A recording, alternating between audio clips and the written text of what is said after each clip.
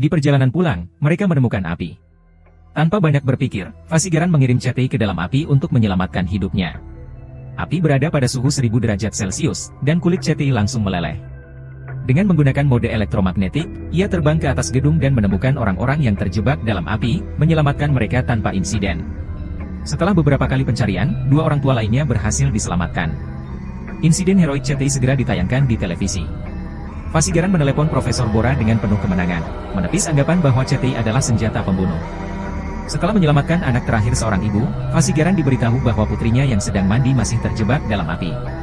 Sebelum Fasigaran bisa memperingatkan Chetei, ia telah bergegas ke dalam api lagi dan dengan cepat menemukan gadis itu di kamar mandi. Gadis itu melarikan diri dengan malu, hanya untuk ditabrak oleh mobil yang melaju dan kehilangan nyawanya seketika. Mengingat masalah Chetei, Profesor Bora memerintahkan Fasigaran untuk menghentikan penelitiannya. Setelah memohon dengan susah payah, Fasigaran akhirnya mendapatkan waktu 1 bulan. Fasigaran melengkapi Chetei dengan perangkat lunak hormonal dan mulai mengajarinya tentang emosi manusia, tetapi tidak ada kemajuan. Tiba-tiba petir menyambar Chetei, yang kemudian mulai memiliki emosi manusia dan secara mengejutkan mampu berdebat dengan Fasigaran. Chetei juga menggunakan dorongan ini untuk membantu seorang wanita yang sulit melahirkan bayinya. Wanita itu sangat senang dan memeluk Chetei. Chetei jatuh cinta pada Chetei, yang hatinya seperti orang yang diliputi emosi, bahkan berlari ke rumah wanita itu di tengah malam. Tepat pada waktunya untuk melihat seekor nyamuk menggigit wanita itu, Chetei mengusir nyamuk itu tetapi membangunkan wanita itu. Dia meminta Chetei untuk segera kembali, dan Chetei mengatakan bahwa dia akan kembali jika hanya membutuhkan ciuman. Wanita itu sangat bingung dan harus menyetujui Chetei. Jika Chetei bisa menangkap nyamuk yang baru saja menggigitnya, ia akan menghadiahi nyamuk itu dengan ciuman.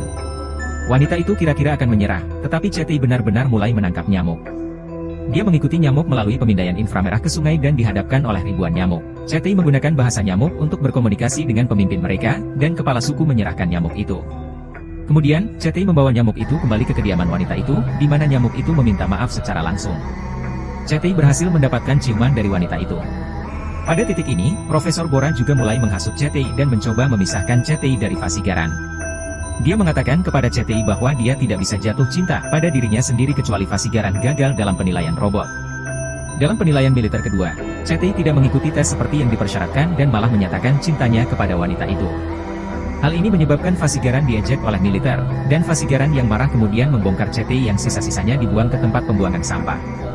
Ketika Profesor Bora mengetahui hal ini, dia bergegas ke tempat pembuangan sampah di malam hari untuk mencari Chetei. Dia membawa tubuh Chetei kembali ke laboratoriumnya, memasangkannya kembali, dan memasang chip penghancur di dalamnya. Chetei berubah menjadi Terminator Iblis ketika mengetahui bahwa Fasigaran dan wanita itu akan menikah. Dia menyerbu ke tempat pernikahan dan merebut wanita itu.